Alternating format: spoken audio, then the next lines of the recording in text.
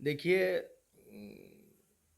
सामाजिक न्याय व्यवस्था तो अपनी जगह है क्योंकि भारतीय जनता पार्टी की सरकार है और न्याय व्यवस्था के बारे में भली भांति रूप से जानती है और जिस तरीके की देश में व्यवस्थाएं लागू हैं और चल रही हैं उसमें सभी जाति और धर्म के लोगों को भारतीय जनता पार्टी अपने साथ लेकर चलती है।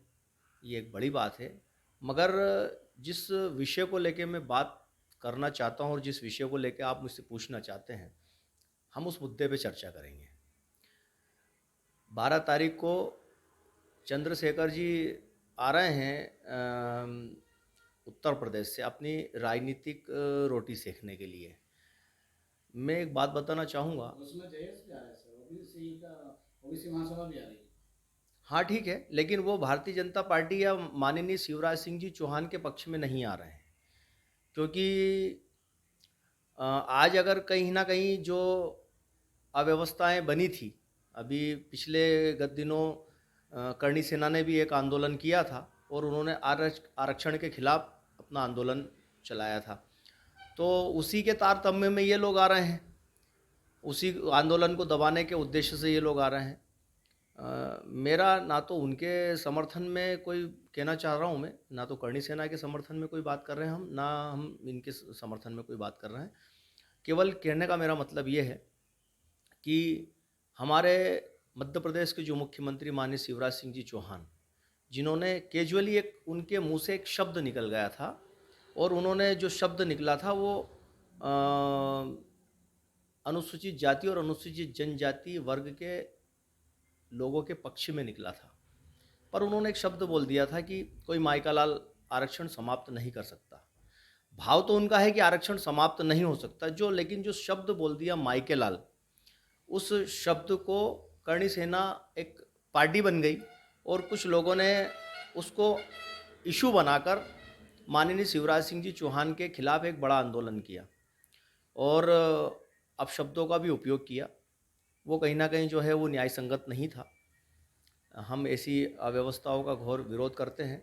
मगर आज अनुसूचित जाति और अनुसूचित जनजाति के लोगों के लिए माननीय शिवराज सिंह चौहान, भारतीय जनता पार्टी की सरकार पक्ष में खड़ी हुई है और ऐसी स्थिति में अगर मध्य प्रदेश का अनुसूचित जाति वर्ग का व्यक्ति अगर शिवराज सिंह जी चौहान के खिलाफ आकर अगर वहाँ आंदोलन करता है या नारेबाजी करता है तो शायद ये हमारे लिए नाइंसाफ़ी होगी। हमारी सरकार के प्रति हमारी एक नमक हरामी हो जाएगी। मैं सीधा शब्द बोलता हूँ। वो क्यों? क्योंकि आज की तारीख में जितनी भी जन हितैषी योजनाएं हैं, माननीय शिवराज सिंह चौहान जी और मध्य प्रदेश की भारतीय जनता पार्टी की सरकार जितनी भी जन हितैषी योजनाएं हैं सब अनुसूचित जाति और अनुसूचित जनजाति वर्ग के लोगों के हित में चला रही है।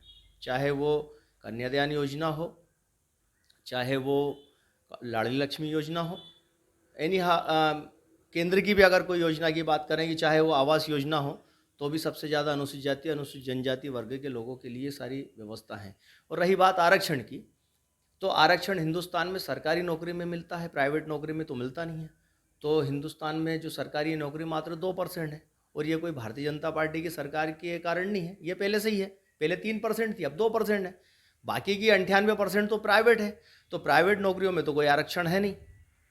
तो मैं समझता हूँ कि ये सिर्फ अपनी राजनीतिक रोटी सेकने का एक उद्देश्य है और कुछ भी नहीं है। तो मैं तो यही अपील करूँगा कि अनुसूचित जाति वर्ग के जो लोग हैं वो माननीय शिवराज सिंह चौहान के पक्ष में खड़े हों और अगर चंद्रशेखर जी अगर कभी आ रहे हैं और अगर वो शिवराज सिंह जी चौहान के पक्ष में अगर वो खड़े होते हैं तो उनका स्वागत है। लेकिन अगर विरोध में आ रहे हैं तो हम उनके साथ नहीं हैं और मैं समझता हूँ कि मध्य प्रदेश का अनुसूचित जाति वर्ग का व्यक्ति कोई भी साथ नहीं है। देखिए, एक